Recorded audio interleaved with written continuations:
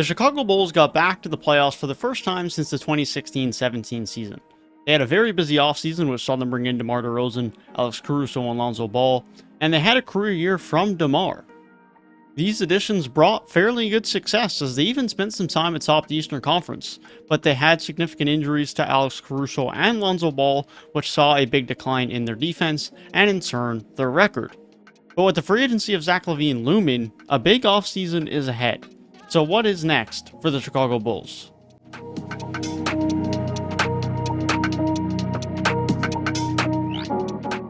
Demar Derozan had the best season of his career. And yes, this was preceding the summer where he was considered by many the worst signing of free agency. He was brought in to be the number 2 alongside Zach Lavine.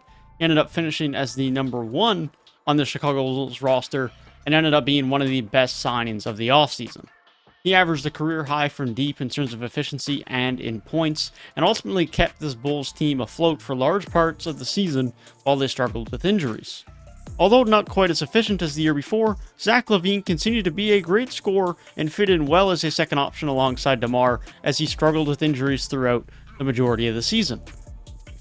Nikola Vucevic honestly was unimpressive, to say the least, in his first full season in Chicago. He looked better on defense than he ever did in Orlando, but especially early on in the year, he struggled to finish at times around the rim, and his improved three-point shooting from the 2020-21 season certainly did not carry over for the majority of the 2021-22 season. Lonzo Ball proved to be a crucial part of the Chicago Bulls' success. They had a 22-13 record with him in the lineup, and a 24-23 record with him out of it. His spacing and three-point shooting, alongside his defense, was very crucial to this Bulls' success, and his ability to limit dribble penetration and provide good help defense on a team that didn't have a ton of great defenders was very valuable, and the Bulls will need him healthy again next season to have some level of success. Alex Caruso was also a very important part of this Bulls defense. His injuries played a part in the Bulls' fall in defensive performance, but he certainly proved to be a very valuable signing. Derek Jones Jr. proved to be a valuable bench piece at the 4 or small ball 5, and ultimately should have played more than he did. Kobe White has continued to not live up to expectations in Chicago. He's a fine scoring bench guard, but that's all he is, and it's quite possible he has moved on from this offseason in a trade with only 1 year left on his rookie deal. Ayo Dosunmu looks to be the proper backup point guard of the future for the Chicago Bulls, who had a very productive rookie season, provided great effort and quality on defense, some fine playmaking and passing, while being a fairly efficient and respectable three-point shooter. Javonte Green proved to be an important part of the Bulls' rotation thanks to the injury of Patrick Williams, and is a fine role player, but honestly got over-glorified as some elite role player, especially early on in the season, and should have played less minutes, with Derek Jones Jr. seeing more of that playing time instead. And this is, of course, not including Patrick Williams thanks to that injury, who is still a good long defensive wing who has tremendous upside moving forward as a two-way talent, and although it wasn't very limited game time, shot ridiculously good efficiency from three-point range this season.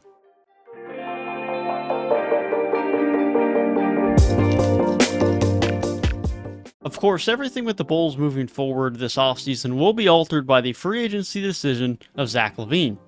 It seemed to be a relatively comfortable assumption not too long ago that Zach Lavine would re-sign to what would likely be a max contract with the Bulls next season, with the Bulls having committed to building a competitive team around him. But the rumors over the last couple of weeks have put that assumption in doubt. Alongside the free agency of Zach Lavine, the Bulls also have depth forwards Derek Jones Jr. and Troy Brown Jr., who enter free agency this summer.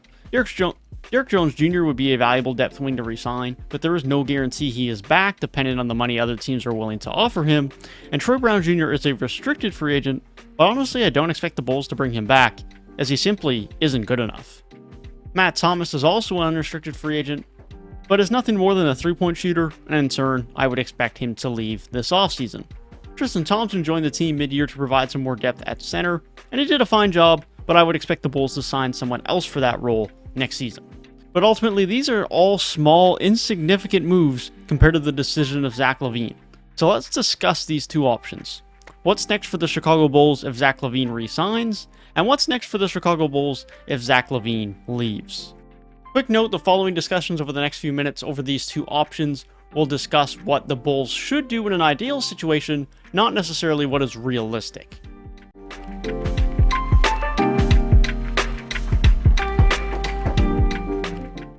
This is obviously the ideal situation for the Bulls, and the one that helps the Bulls be as competitive as they can be over the next few seasons alongside Demar Derozan, and gives them the best chance to get out of the first round. So what moves are likely in this situation? Well, Kobe White is gone, for sure, and he will be packaged alongside other assets in a trade. Nikola Vucevic would likely be traded alongside other assets to improve at center, and given the fact he only has 1 year left on his contract, it is further incentive to move him if the Bulls don't want to lock him up long term, which, at what will be age 32, is quite fair and probably the right decision. Patrick Williams could certainly be traded as well, as he provides significant value with his high upside as a high-level 3-and-D wing. The Bulls also have 2 future firsts that they could add into these trades. So 3 center options the Bulls could look into acquiring: DeAndre Ayton, which would be via a sign-and trade. The Bulls would sign DeAndre Ayton to a max rookie extension, with Nikola Vucevic heading the other way alongside a first-round pick and any other needed assets. The Suns would be able to have Vucevic for the season as their quality starting center and delay paying a starting center for another season. Karl-Anthony Towns had a poor playoffs and could be someone teams ask Minnesota about. Is ultimately not someone I expect the Timberwolves to move, but nonetheless is someone I would expect the Bulls to inquire about. Rudy Gobert could also be someone the Bulls look to inquire on, with Vucevic and a pick likely heading the other way as the main part of the deal. As much as this would make the Bulls have a great defense, the Jazz would have one of the worst defenses in the league if they pulled the trigger on this trade, and in turn, I would expect this move is not one they would have significant interest in. Hence, DeAndre Ayton is likely the most likely center to join Chicago next season. Patrick Williams is also likely the centerpiece of offers to improve their wing quality, with Jeremy Grant being the most likely option in an offseason where not many players are available. No further discussion is needed here. We've all had plenty of discussions regarding Jeremy Grant trades. It's clear the idea here is to win now, assuming Zach Lavine does resign. But that changes drastically if Zach Lavine leaves this summer.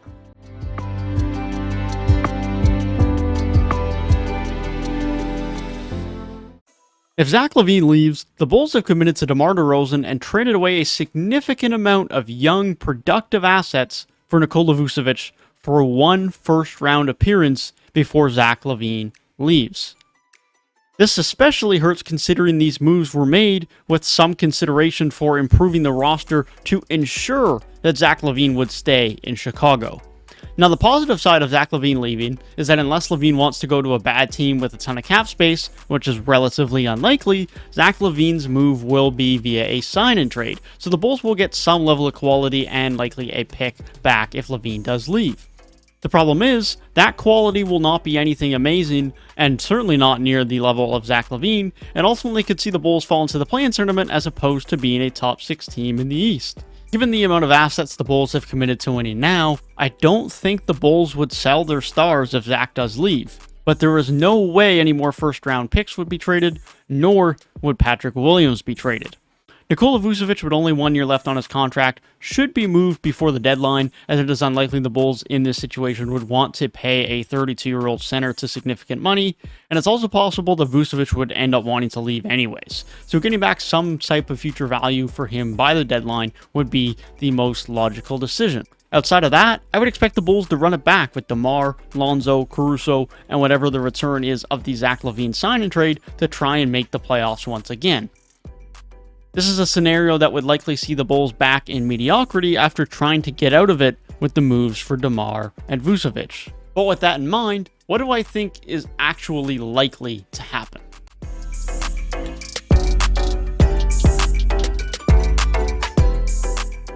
Just to be clear, these are now my predictions. Not what the Bulls necessarily should do, but what I think is what will happen in this Bulls offseason. But be sure to let me know your predictions down in the comments below.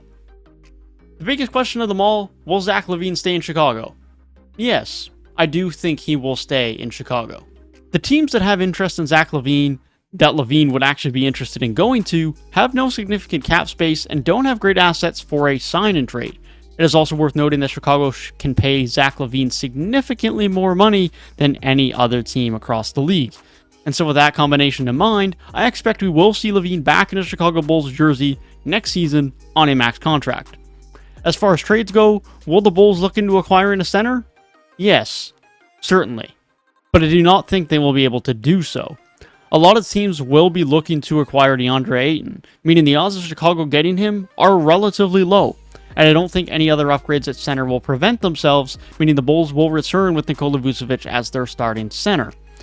I also expect Patrick Williams to stay on the roster, as I struggle to believe the Bulls think highly enough of this roster for it to be worth trading away such a great young two-way wing, something that is extremely valuable in today's NBA, especially come the playoffs.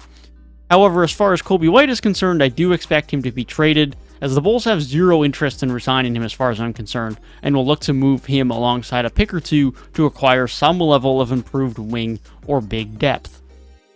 So where does this leave the Bulls for next season? Well, assuming they can stay healthy, they should again be in a position to compete for a top 6 seed in a very competitive and improving Eastern Conference. There is no guarantee they will get that top 6 seed, but I would expect they again will be in the mix. They aren't a title contender, they are not some elite team, but they are a very good team that should compete for a playoff spot in the East. That is my thoughts on what's next for the Chicago Bulls. Be sure to let me know your thoughts down in the comments below. If you did enjoy the video, be sure to leave a like and subscribe to the channel for more NBA offseason content. Thank you guys for watching. Peace.